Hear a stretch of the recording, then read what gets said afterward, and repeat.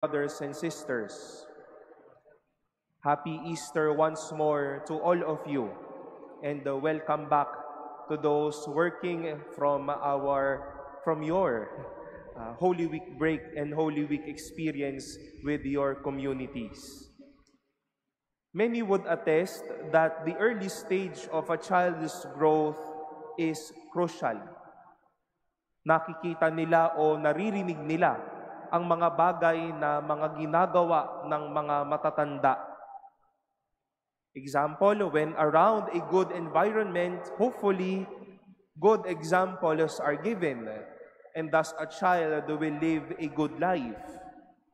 But when an environment is torn and bad, we might have a problem there. Kaya mainam na magturo ng tama kaysa mali. We've heard today this story on how Easter stories and Easter events will not only be about happy events. We've heard today, despite the victory of Jesus, many would still want to live in dishonesty and the sin.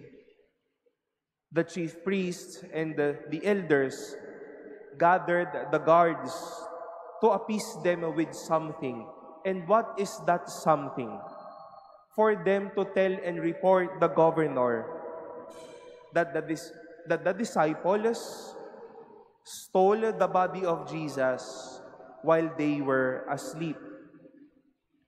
Tinuruan na suyuin sa mali. Tinuruan na brasuhin nila yung katotohanan na hindi naman talaga nabuhay na magmuli ang taong ito, pero ninakaw ang katawan ng taong ito. Ituro ang kasamaan kaysa kabutihan, ang mali kaysa sa tama. My dear brothers and sisters, it is Easter to speak the truth. It is not Easter when we lie, when we speak fake news, when we spread and put on masks over our faces and our lives.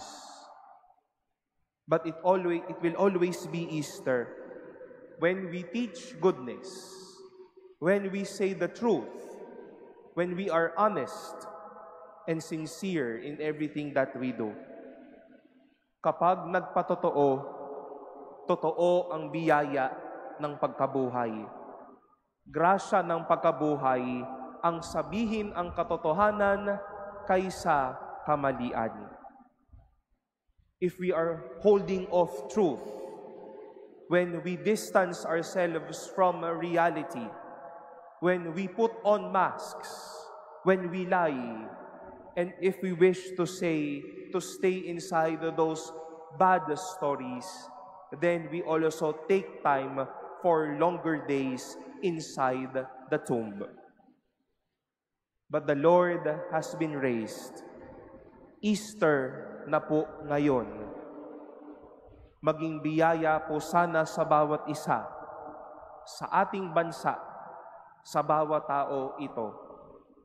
Pumanig sa katotohanan, hindi sa kasinungalingan.